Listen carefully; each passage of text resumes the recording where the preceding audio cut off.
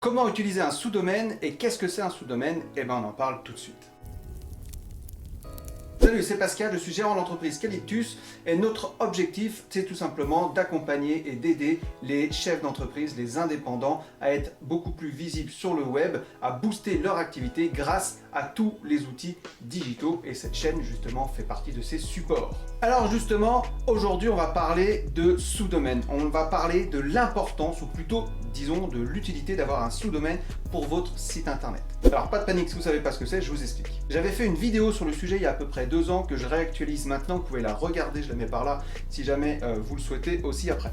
Alors un sous-domaine c'est quoi? C'est une extension d'une partie de votre nom de domaine principal qui peut être utilisé pour créer une URL distincte, d'accord, pour une section ou pour une fonctionnalité spécifique de votre site internet. En fait, il est généralement séparé du nom de domaine principal par un point et c'est considéré comme un sous-domaine ou un sous-ensemble de ce dernier.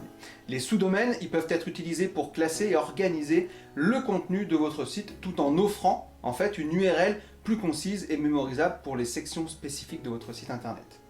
Alors comment en gros il est représenté pour que vous compreniez très bien?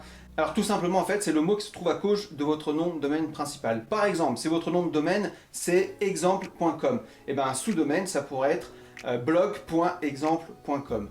Et je vous mets ici par exemple mon sous-domaine à moi pour mes blogs qui est blog.lweb.fr. Et ce qui est bien, c'est que du coup ça vous fait comme un deuxième site si vous voulez et vous n'êtes pas obligé de payer en plus un hébergement. Parce que normalement les sous-domaines, en général dans la plupart des hébergeurs, sont compris dedans. Alors maintenant on va voir les principaux avantages d'avoir un sous-domaine. Le premier avantage c'est quoi? C'est que ça permet de séparer différentes sections, comme je vous l'ai dit, de votre site internet et de les organiser de manière claire et cohérente.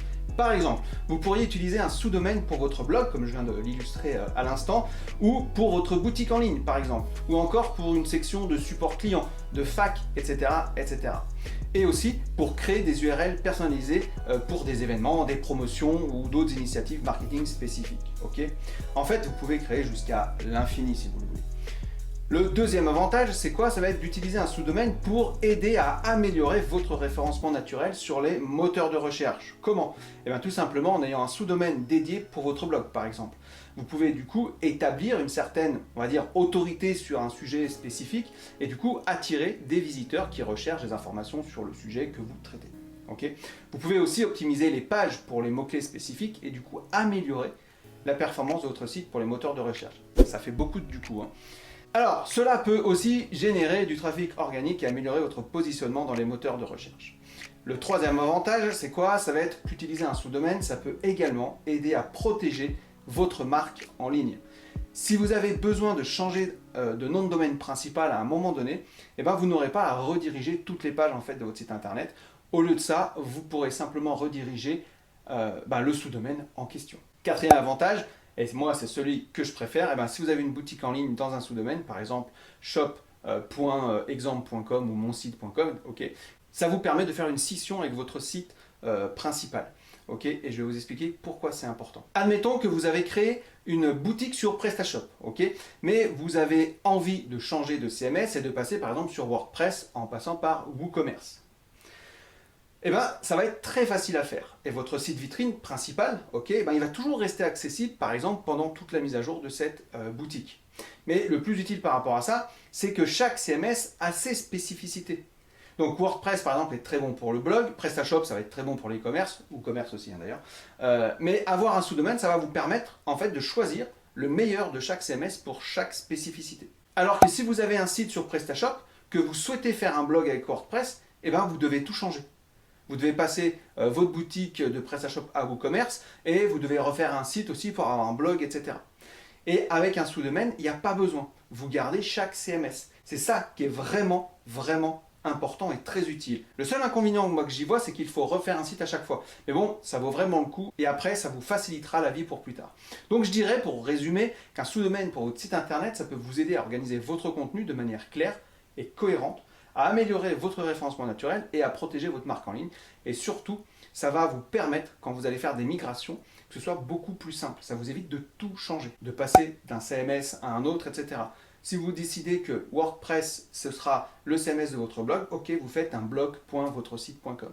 Okay, si vous voulez un site vitrine, ça va être votresite.com, vous le faites Après, peu importe si vous changez WordPress ou vous passez sur Joomla, etc., peu importe, ça n'aura aucune incidence sur votre blog, par exemple, que vous avez fait dans votre sous-domaine, ou sur votre boutique que vous avez appelé shop.quelque chose. Ok.